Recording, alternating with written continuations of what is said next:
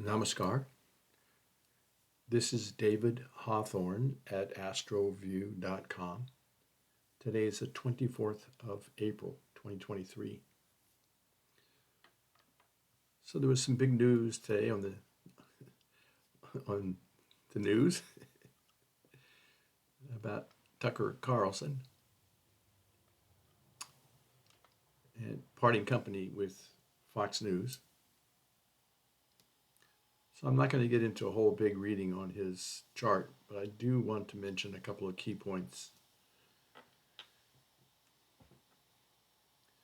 So now this birth time we're using supposedly comes from a birth certificate in hand. I always get a little nervous when a rising sign is close to the previous rising sign or close to the next rising sign. But I think this works for him in terms of his life events. So this does give the Cancer rising sign, ruled by the royal moon, which is exalted in his chart, with the royal sun. He's born during a new moon. Moon exalted typically gives good ability to comprehend, to understand, and emotionally connect with others. Sun gives wealth and status through his own self-efforts and second house of speech and family life.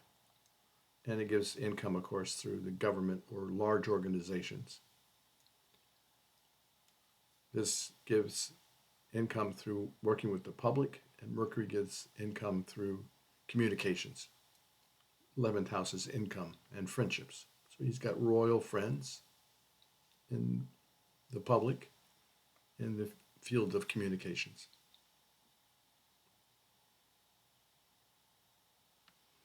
Is Jupiter in the third house, which is connected with publishing.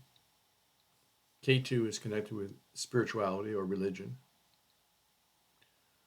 Mars, ruling his 10th house of career, is in the house of education, investments, children. Mars is connected with property as well, good for property. The Sun and Moon in the 11th house gives royal income. Exalted Venus in Pisces in the 9th house. Venus rules property, happiness, childhood, parents, property, all that. This gives some good fortune. Venus is also entertainment, by the way. It's in the house of Dharma. Rahu is here, so that can cause some stress from time to time. We'll talk about Rahu and Ketu in a moment. Saturn in the 10th house. 10th house is career, karma, and Saturn is the masses. Gives them a good work ethic connected with the masses. So those are just the basic position of the planets. I do check the Navamsh chart, the 1/9 divisional chart, to see if planets are debilitated or exalted. So Mars here is exalted, which is very good for his career. Jupiter here is debilitated, which is not ideal. We'll talk more about Jupiter in a minute.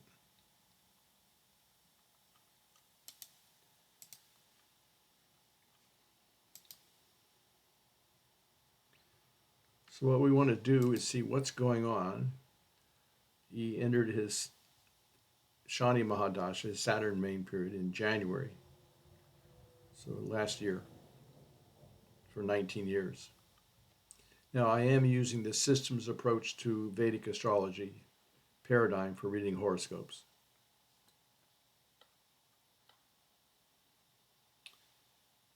So we know, using systems approach, that for the Cancer rising sign, let's go back to the big chart for a moment, that we never strengthen the 6th house ruler Jupiter, we never strengthen the 8th house ruler Saturn. His 6th house ruler and his 8th house ruler become functional malefic planets in this chart. Jupiter is a functional malefic planet ruling the house of conflicts and disputes, litigation.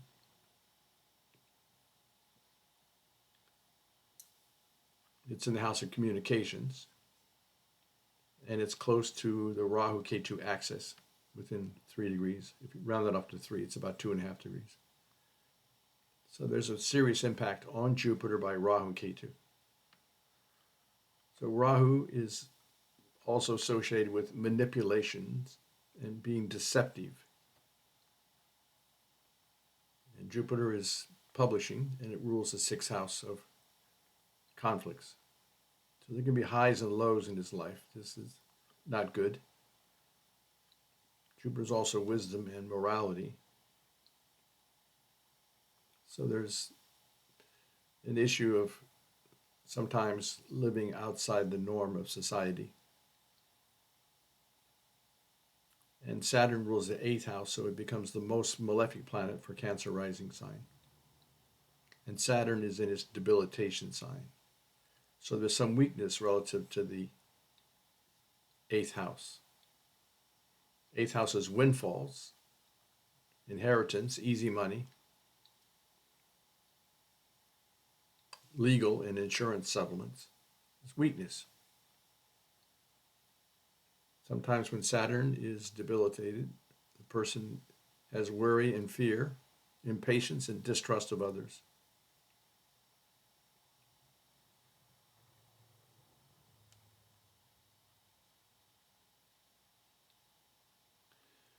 Now, the other big issue is that K2 throws an aspect 5, 7, and 9 houses away. So K2's 9th aspect is on the Sun. So this can cause trouble with the 2nd house of wealth and status and continuation of family life and speech. And K2's 9th aspect is only 1 degree from Moon.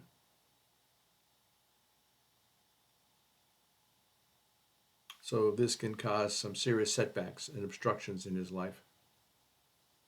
Now we can say that the positive side of K2 would be spirituality. So he may be striving for spirituality this lifetime. Moon is the heart, Sun is the soul. But I think it also causes some stress for him. So when we look at what's going on currently, we say, okay, Saturn main period, Saturn sub period. How's Saturn doing in the chart? It's the most malefic planet. It is debilitated.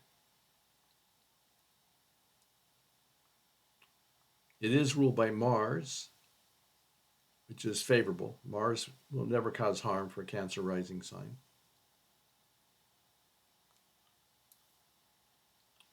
With the Cancer rising sign, we say there are 5 planets that will never cause harm. Sun ruling wealth, status, speech, and continuation of family life. Moon ruling the chart, name, fame, health, appearance, personality, reputation, longevity.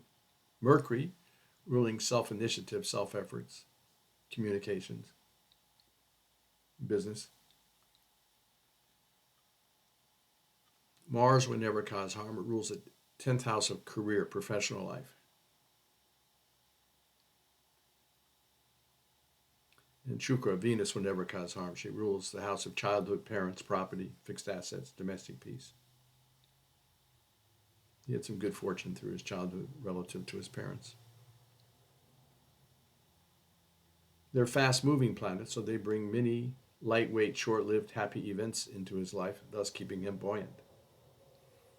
But whenever the slow-moving Saturn, Jupiter, Rahu, or Ketu cause trouble, it's long-lived. And that's what we're facing right now. So if Saturn is the Mahadasha ruler, main period ruler, general trend, and Saturn is the Antradasha, the subperiod or the current operating planet, how's it doing in the transit chart? Well, it's over here in the 8th house. Now, because Saturn rules the 8th house, that transit in and of itself is not so bad. But the problem is Ketu right here at 9 degrees throws an aspect 5, 7, and 9 houses away. So 1, 2, 3, 4, 5. 9 degrees, almost 10. This is 10 degrees. So this started at least a month ago. I'll show you when it began, and I'll show you when it's going to be over. But this is a very difficult time. Let's take a look at that.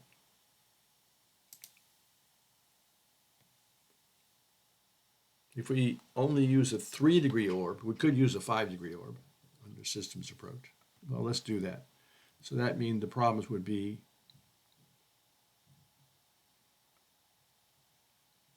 here's transit Saturn at 10. Here's transit K2 at 9. If we go back to 5-degree separation, we've got to go for a while here. So there's been stress going on back to early March. It's within about 5 degrees. So that means the impact will be there until Saturn gets 5 degrees from K2. So it has to go, it'll go 5, 6, 7, 8, 9, 10, 11, 12, 13, like that, pull away. So from early March,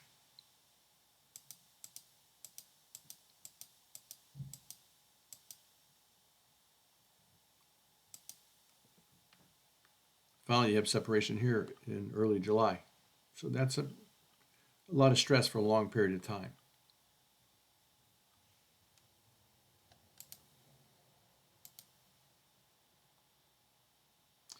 We also see that Jupiter is on the rising sign degree. The most effective point is not an arbitrary number. Any planet transiting close to the most effective point will have an impact in the house it occupies and in the houses it aspects. Well, Jupiter rules the 6th house of conflicts and disputes and litigation. It's currently transiting the house of professional life. And its 5th aspect causes trouble with his wealth, his status, his speech, and continuation of family life, or his business, as it were. Jupiter's 7th aspect disturbs property, fixed assets, domestic peace. Jupiter's 9th aspect does not bother Sagittarius. Planets cannot harm their own signs.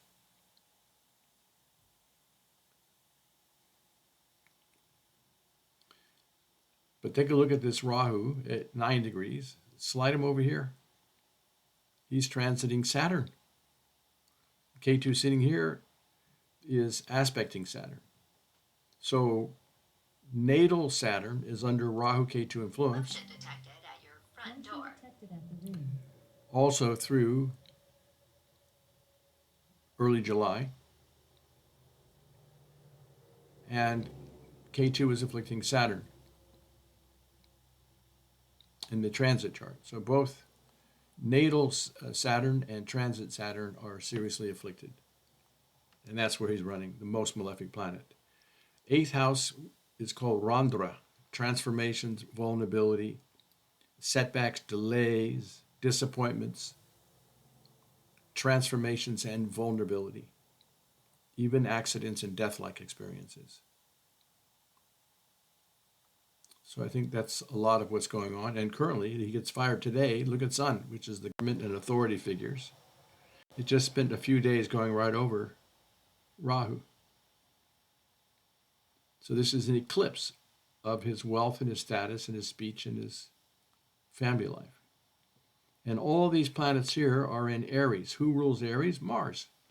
Where's Mars? Mars is in this 12th house of Dustan Baba, the house of losses, expenses, and separations. So all these planets get dragged into the 12th house. Mars ruling his career. Now this is not long-lived. Mars will be out here probably around May 9th, I think. But still, this is why it's happening right now. It's a trigger point, as it were.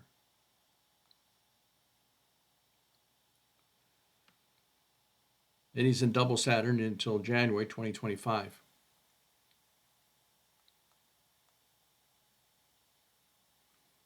Okay, these are a few of the main points. I just wanted to show you why these current transits have this serious impact on things that are already happening in the natal chart anyways.